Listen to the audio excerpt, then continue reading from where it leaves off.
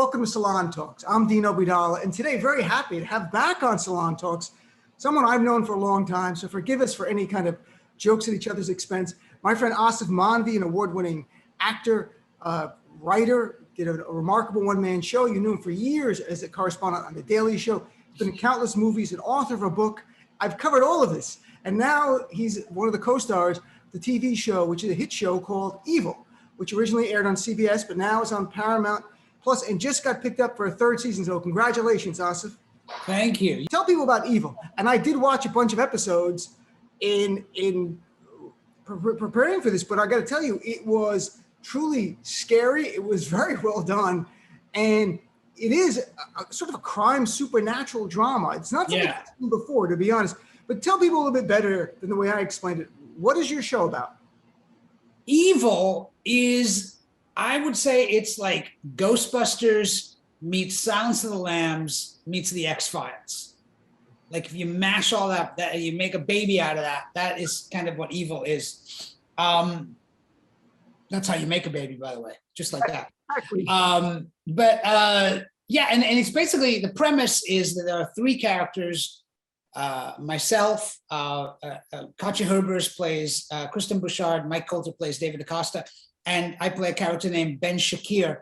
And we go out, we're sent out by the Catholic Church to investigate their backlog of, miracles, demonic possessions, whatever it is in terms of like, and trying to figure out like, is it something supernatural or is it something that can be explained technically, or through psychology? Is it a psychopath, And so I play Ben Shakir, who is a Muslim character who is an atheist, but comes from a Muslim family. And he's a scientist, he's a tech wizard. He's kind of like a MacGyver sort of character who sort of just, if there's anything that needs to be figured out on a non-psychological or non-spiritual plane, Ben's your guy, Is Ben short for something? Huh? Is Ben short for something? It's short for Benchod. What's the name? Benchod. No, I'm kidding. It's for all our Hindi-speaking friends. They will know. This is a very, very bad word. Perfect. So everybody, look, people who watch Salon or read it want to learn. So we've all learned a curse word in Hindi, apparently. Yeah. No, I'm telling you, I know you have a huge South Asian audience. And so the biggest on the channel. When I just said it's short for Benchod, there was a collective guffaw among every a billion people who speak Hindi. So look, I gotta tell you, it's you, the fact that you're a Muslim, an atheist, it doesn't come up that much, but there was an episode this season where it did come up. Yeah. And what I found really interesting, because, well, let me back up for a second. First of all, what I've learned is that children can go from cute to creepy in 5 seconds on your show. I have a child myself, and I know that to be true. So that, like, I'm not kidding. There's something about children that are so endearing that on your show, you have these cute little kids, and then you have these children who are, it's like the Exorcist. I mean, literally there's an exorcism episode, several, but you have these kids that are really creepy. Are they like that on the set? I mean, you have to. Are you talking about the girls on the show, the daughters? No, they're fun and they're cute. Right. I'm talking about like that little kid Eric in season 1. And the other girl with the djinn one. We'll talk about the djinn. We're not talking. Yeah. No, there have been some. We've got some great young actors, like kid actors.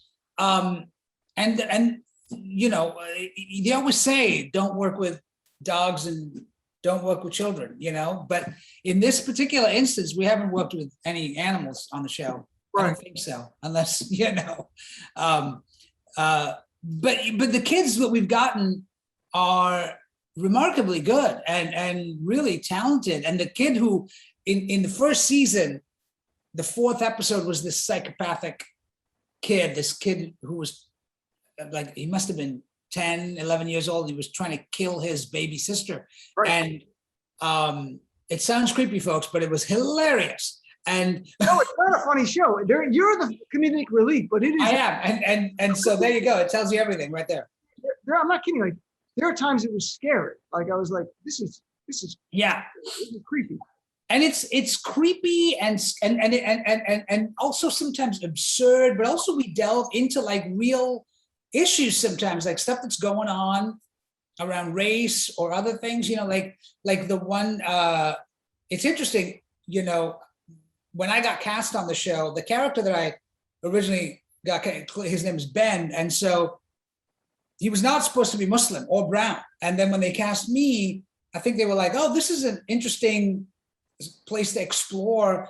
And there was always this idea that I think Robert King had brought it up to me a while ago, that he had this idea of doing sort of like a Muslim and a Catholic exorcism, you know, and he was asking me a little bit about like, you know, Muslim exorcisms and stuff. And they did, and they wrote this episode, and it's kind of crazy because you have this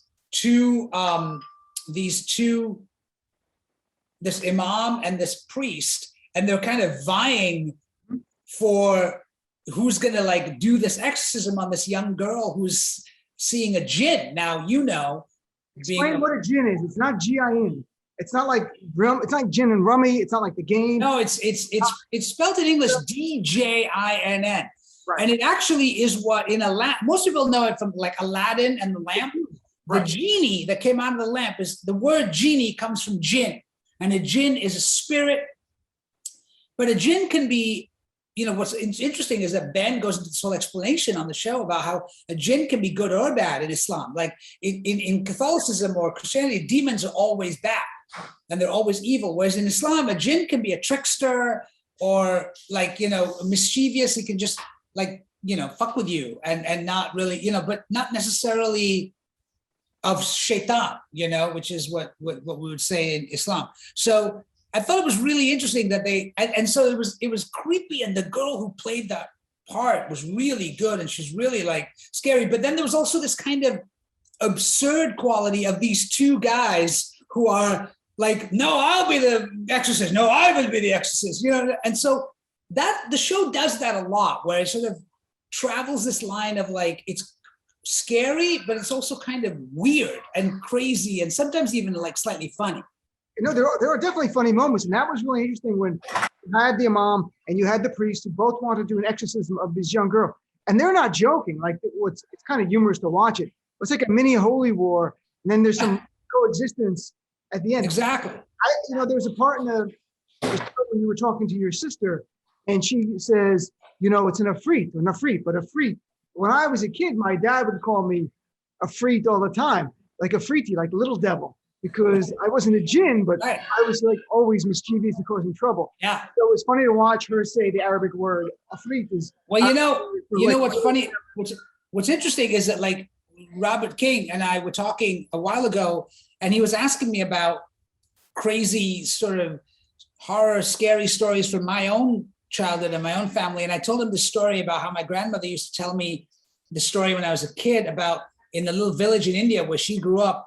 If you went out at night, there were these women that would walk the streets at night, and they weren't always, and they would dress very beautifully. Like some of them would dress like prostitutes, you know, but if you look down at their feet, and if their feet were turned backwards, then you knew that they were actually spirits. They were demons. They were not, they were, you know, and the weird thing is that I had heard this as a child, and it scared the living shit out of me, and I remembered it, and I brought it up to Robert, and then they put it in an episode that's coming up on the show this season, where Ben has this experience with this creature that is dressed like a very seductive woman, and then the feet are turned backwards. And actually, in South Asia and many parts of Asia, there this idea of these demons that walk with backward feet is a very common thing. They've incorporated the stuff, and I thought it was really cool that they put that into the show. I was going to ask you, what was the backstory for that episode? Like most people never heard of a jinn. They have no idea. They've heard of genie. Yeah. And so by watching an episode, Americans learn about a jinn, and they learn about there are exorcisms, both a Muslim exorcism and Catholic exorcism, which is kind of interesting that it's not something talked about much in either. No, I've never seen it done before. I've never seen a Muslim exorcism ever. My mother saw one, Really? She actually watched an exorcism?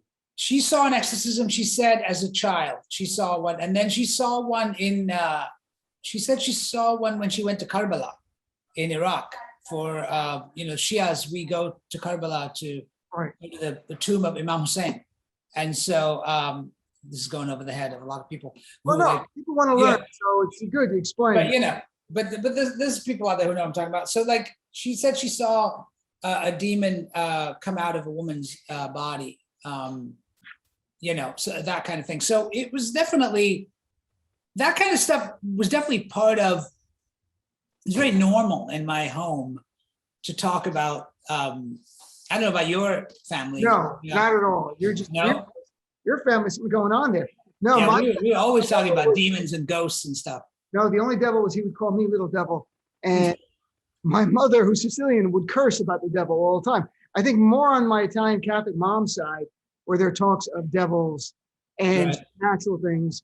And Little Devil, I think that was your comedy name when you first started in the business. It continues. Welcome to the comedy signs of Little Devil, everyone. So you mentioned Robert King. Tell people who he is. And it's interesting that you also talk about how collaborative he is for a guy who's running this. Well, I mean, I could talk about the Kings all day long. Michelle and Robert are, they're, it's so interesting because they're really like a powerhouse Hollywood couple. Like they, if you ever watched The Good Wife or The Good Fight and now Evil, and, they are creators who have created a lot of really amazing content, and they are incredible writers, and so often in this business, you meet creators or showrunners or people who, and there's just a Hollywood vibe to them. There's a kind of whole LA Hollywood vibe. And these guys, Michelle and Robert, look like they live in Michigan or something. They just look like mom and pop down the street. They're really great, and it's been really an amazing experience to work with them and to work with the rest of the cast. And, we all get along. It's also like kind of fun to do a show where everyone's sort of, there's no huge egos. I mean, maybe I might start developing an ego, at some point. We're kind of betting on who's going to become the big diva on the show, because right now we don't have one. Somebody's going to have to break out as the diva, So have you had any nightmares from working on the show? Anything stay with you, like after you left the set you thought about? The biggest nightmare was, when I didn't know if we were going to get picked up for season 3, and that was a big nightmare. No, but I think, I haven't had, I can't say, because it's so weird, because even like, there's a whole, if you watch this season, there's a whole scene where there's a bunch of episodes where Ben gets visited by a night terror, and she's this female demon, and the succubus, who like is sort of inhabiting all of his darker thoughts and stuff.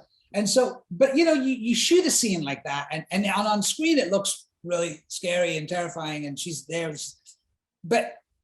And the actress who played the part was a lovely woman and had a very lovely demeanor, but she's got this giant costume, and so the whole thing feels very like it's hard to sort of be terrified. You got to really act, because she's got an electronic tail, and there's 3 guys, And at one point, I remember they got a camera above me, and I'm lying there with the demon woman to my side, and one of the crew guys comes over to the DP, and he's like, if she was seducing him, she might have her hand like here, and you've got like, it's just like this kind of surreal experience of like, all these guys standing around, and you've got this demon on top of you with an electronic tail. There's 3 guys working the tail. And so it all ends up feeling very kind of, that's sort of behind the scenes on this kind of thing, but it is all put together. So like the humor of that, it's scary, but then she takes her retainer out. Like, yes. It's so funny. I've been asked about that line a lot, like, and I remember reading it on the page, and I thought, oh, that's an interesting line. And as I was working on it, I thought, well, Ben doesn't believe any of this stuff, right? He's a pragmatist. He's an empiricist. And so he doesn't believe that he's really being visited by a demon. So he probably goes, oh, I'm making this up. So if I'm making up a demon in my dreams, right, why am I giving her a retainer? Like, what is that about? Like, was I so hurt by someone who had a retainer at some point? You know what I mean? Like, so like it came out of that sort of idea of Ben really being like, hi, what is it about me that makes my demon that I create have a retainer? Like that sort of thing. I imagine it, since you created the demon in your brain, it must be from a relationship that you had somewhere. That's what I thought. Right. Well, that's what I was starting to think. Like, I think Ben is like, did I date someone who had a retainer who broke my heart?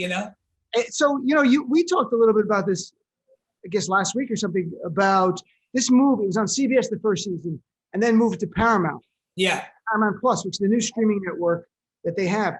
And I was wondering, like, are you happy or not that it's not on free television now? And it was interesting to hear your response. Please share. What is your reaction to moving from CBS to Paramount Plus? I think my response at the time when you asked me that, Dean, was, let's save that for when we're on camera and talk about that. That was my response. Save it for Salon. Don't ruin it. Let's save it for Salon. Let's not have conversations that are ripe with tension and story. And no, I think it's great. And look, obviously there are people who are disappointed that it's gone from like free television to now behind a paywall. And here's the reality. I think the reality is that television is moving towards streaming, and network television was down 20% last year compared to streaming. And so you can see that the entire industry in terms of TV and everything is all moving towards sort of the streamers. And you can see the success of Netflix and Apple and Hulu and Paramount Plus is the new game in town, and I think you're going to just see that most content will start in the next few years, start moving towards streaming. And what CBS did for us was they said, look, this is a great show. It's an expensive show, and it deserves to have a platform where you guys can actually creatively also do much more interesting stuff, because we're not limited by network standards and practices anymore. Mm-hmm. So we can do all kinds of stuff in our third season now that we couldn't do in when we're on CBS. So, and we get a full hour as opposed to like 43 minutes or whatever, which affects the way the show is edited and stuff, So I think it could be creatively a really good move. Will there be djinn sex, naked djinns like Game of Thrones? I hope so. My goal for season 3 is that Ben gets to show his naked back, not anything else. Just drop the robe, and just you get to see the back, just the back, just the top, and just the top of the butt crack. I would recommend a body double because Paramount can afford that. You don't want your back there. So more freedom. That's the future of content, is really online now, which is remarkable. I think it is. I mean, I think people are now watching television. Like there are still people who tune in on Thursday nights at 10 o'clock or whatever, but I think people are now watching it mostly when they want to watch it. They're binging things, and that's where the content is moving. And I think you're going to see that in the next, at least I think in the next 5 to 7 years, you're going to see most content is now online, as on streaming. 20 years maybe even earlier than that. When I was a page at NBC like 20 years ago, I remember giving tours and telling people sort of the tour language that in the future, you won't have to watch TV when they say you can do it on demand whenever you want. And we've sort of little by little migrated to that, but now we're really just on the edge where it's almost annoying that I can't watch all the episodes of the show that I like when I want now. Like, I'm like, what? That's only coming out once a week? Like, our mind has gone from like, wow, I can watch it whenever I want. That's kind of cool. But we collectively still watch Game of Thrones together. And there's some benefit to that. That's almost annoying. Now I'm like, what? I got to wait for a week? I want to watch 3 episodes right now. Why can't I? And that's generally where we are. That's the reality. Yeah. Well, I think you've got with our show right now, it is airing once a week. So if you can't wait and you want to watch it once a week, there is a certain sort of beauty in that as well, where you kind of, get the anticipation of watching it once a week, or you could just wait till it's all there and then you just go and binge it. Because the other thing is it's on there. It's like you can just keep watching it. Like it's not like it's going anywhere. So it's on Paramount Plus. You can watch it. You can binge the whole season once it's aired if you don't want to watch it right now. So And before I let you go, let's just get your reactions to politics, because you were the head of Muslims for Trump. So how are you dealing with the election loss of, he wasn't really the head of Muslims. Muslims for Trump was an organization that you made up. I made up, and I keep bringing it up to Aasif all the time as a joke. And made me the head of it. And how do you think Barrack is now? You've lived in different countries, by choice or by people clamoring for you to leave. Now you're here in the States, but your family were immigrants here. Where do you think we are now, looking at, like, Trump's gone, but on some level it seems almost more alarming where the Republican Party is going. And it's not even about politics. It's like, it's just going in a trajectory that we're not used to seeing in America. We're used to usually seeing, like, on History Channel about like 1930s and 40s. yeah, I mean, this is how, I mean, it's interesting how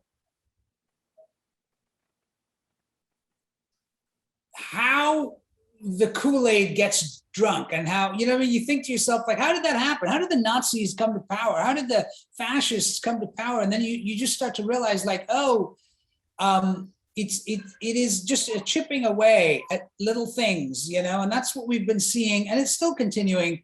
And the Republican Party has moved now to kind of almost like embracing this fringe sort of QAnon part of, you know what I mean? Like, it's just become, and the more you start to embrace that fringe, because I think what's happened to the Republicans now is that they're terrified that Trump is still in control of the Republican Party, because he's still got this giant base of people that support him and have voted for him in the last election. So he's kind of almost become the Rush Limbaugh now of the Republican Party, where he's the puppet master from behind the scenes. And so everyone's dancing the dance to just keep those people happy. And that's what ends up happening, is that you start, and by doing that, and to, like, discard your own moral barometer, or your own barometer of what is right and wrong, or what you believe, and you start to just get sucked into the sort of vortex of, like, Washington, where it's like, just maintain and retain power.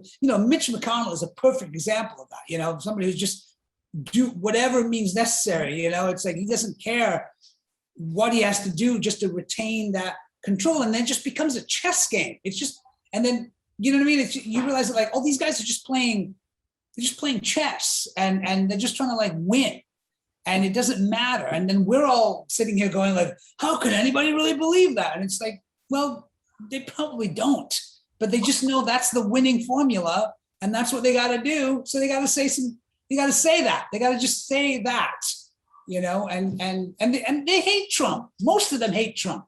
Well, I think the bigger name Republicans might, but the rank and file love him. But think about how much fun it was. No, I'm talking about, like, in Washington. I think a lot of the people who are diehard, politicians, I think they hate Trump. They hate the fact that he has a chokehold on the party now.